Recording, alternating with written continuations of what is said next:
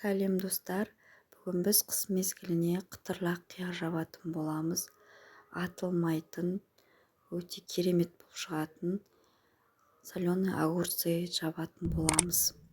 Видеоны соңына дейін қарап кетіңіздер. Бізге осындай қиярымызды жақсылап жуып, одан кейін осылай екі жағын кесіп, 8 сағатқа суға солай салып қоятын боламыз. Одан кейін 8 сағаттан кейін біз заттарымызды дайындап аламыз. Бізге керек заттар сарымсақ, укроп, зонтик, хрен жапырағы, қара түйіршік бұрышы және де болгарский перец, тәтті бұрыш қажет. Лавр жапырағы мен уксус 70%, және де қантымыз, тұзымыз қажет. Бірінші суымызды өйстіп күні бұрын құйып қайнатып аламыз. Одан кейін банкымызды содамен жуып 20 минутқа буға қайнатып алатын боламыз. Міндетті түрде қақпақтында қайнатып алыңыздар. Одан кейін осылай барлығын рет-ретімен саламыз. Хрен жапырағын, одан кейін зонтик укробымызды, одан кейін болгар бұрышын. Мен бір болгар бұрышын өйстіп бөліп салдым.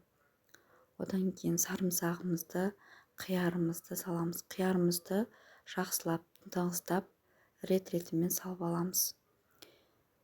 Осылай семей жатса, оны пышақпен бөліп салсаңыздар болады. Осылай жақсылап барлығын салып алатын боламыз.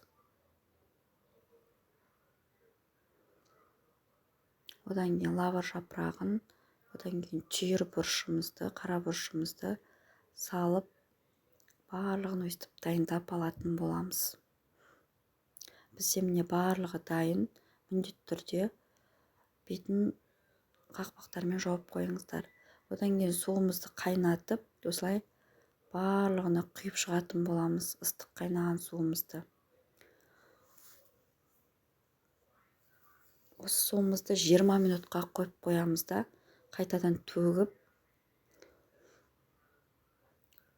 екінші рет тағы да қайнаған суымызды құятын боламыз.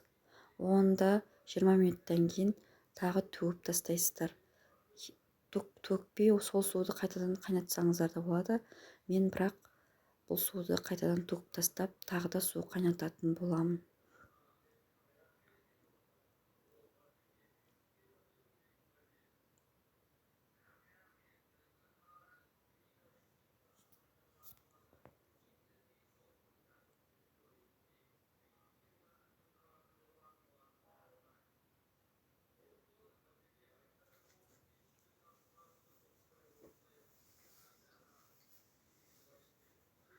Мінекей бізде туып болдық.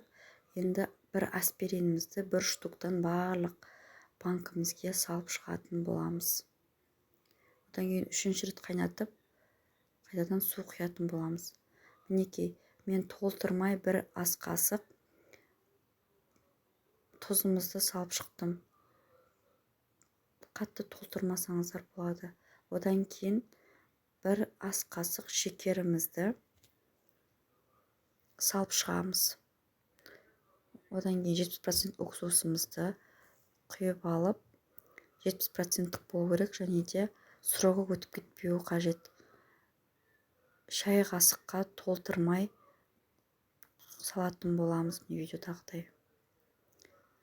Толтырып салатын болсаңыздар, сіздерше қиярларыңызда уксустың дәмі дүкеннің қияры сияқты болып тұрады. Сондықтан толтырмай жарты шай қасық құйыңыздар.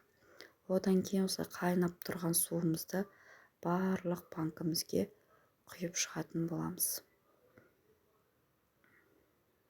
Мен осылай үшінші рет қайнатып құйдым.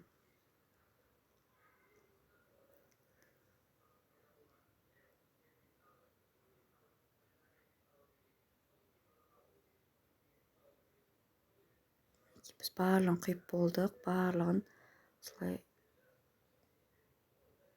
крышкаларын осылай жауып шығатын боламыз. Одан кейін осылай закрывашкамызбен барлығын жақсылап жауып алатын боламыз.